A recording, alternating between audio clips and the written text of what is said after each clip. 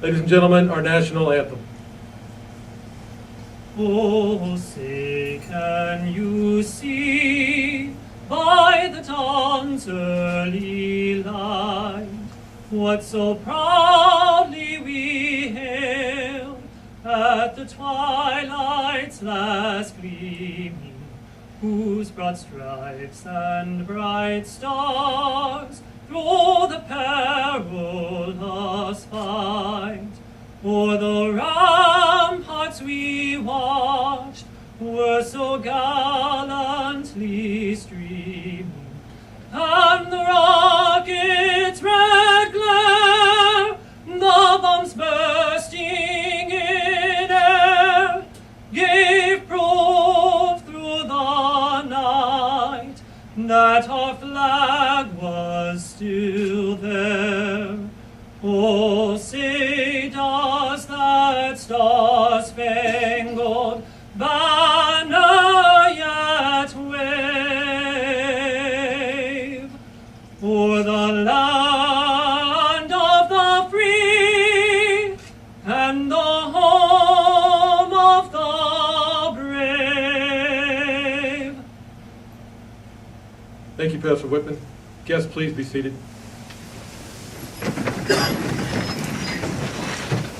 It's my pleasure to introduce the Commander of Naval Facilities Engineering Command and the Chief of Civil Engineers, Rear Admiral Chris Mossy.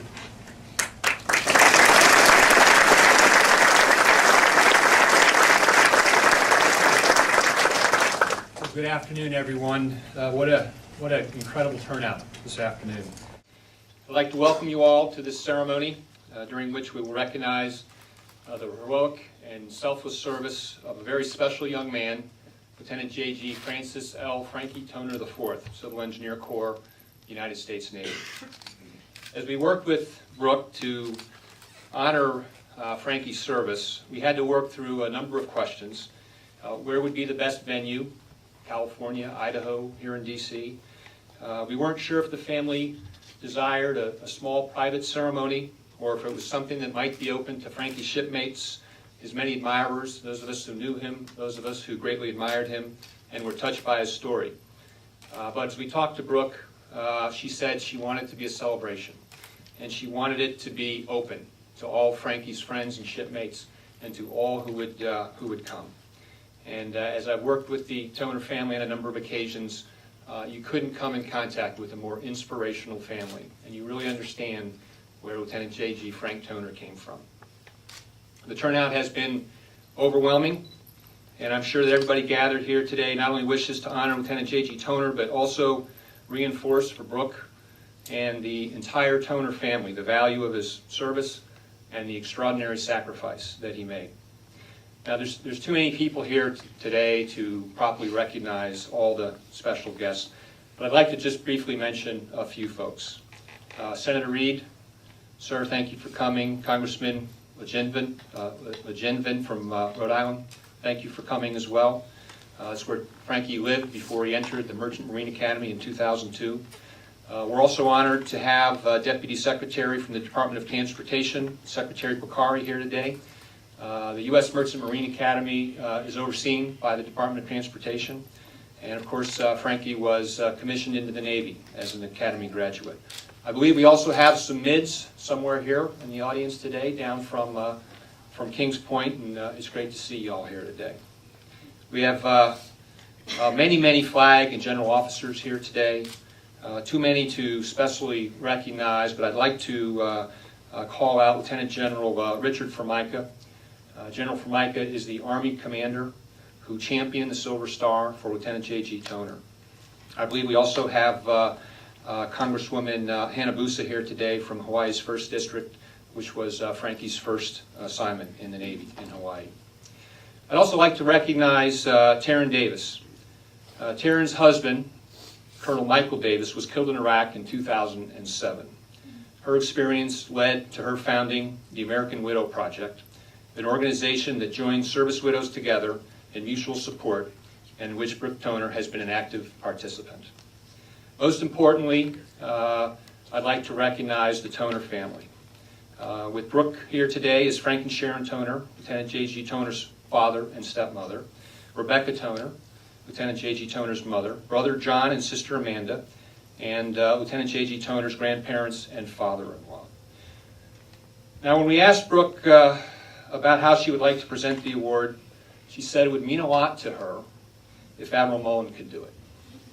Not because he's the chairman, but because the Mullens, both the Admiral and Mrs. Mullen, had personally reached out to the Toners on several occasions, to Brooke and the Toner family, and because of the Mullens' commitment to supporting our fallen and wounded families and the service members that they support.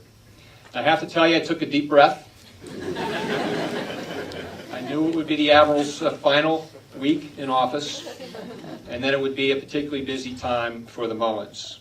Just a couple hours ago, the Admiral and Mrs. Mullen were up participating in the change of command and retirement of our CNO, Admiral Ruffhead.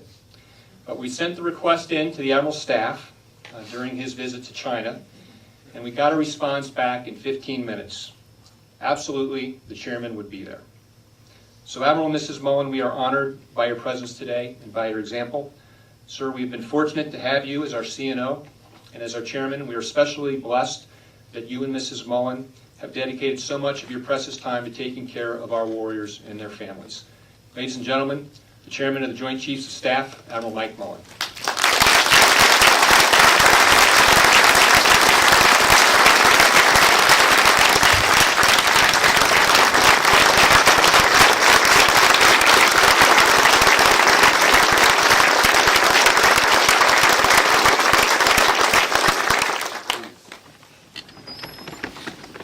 It really is a great honor to be here today, and actually to be in a sea of white twice in one day is probably more than I have been in any sea of white almost over the last 4 years. So, and to be here at the Navy Memorial seems so fitting to this occasion.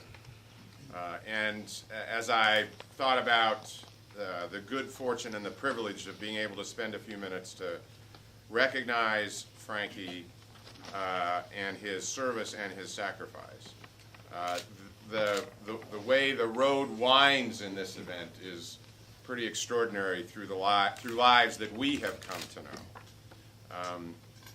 But first of all, I haven't had a chance to do this in a long time. One of the things that has changed dramatically in these wars have been certain organizations, certain skills, etc. And there has been no one that has changed more and done better than the Seabees. I have seen you in the fight. I have seen you when I was CNO.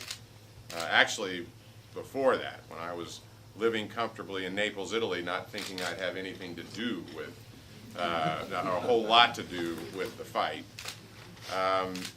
And I have so admired the warfighting skills, the compliments that you get from soldiers and sailors and airmen every single trip we're in Iraq and Afghanistan. So I'd like to actually just ask all the Seabees to stand up for a second.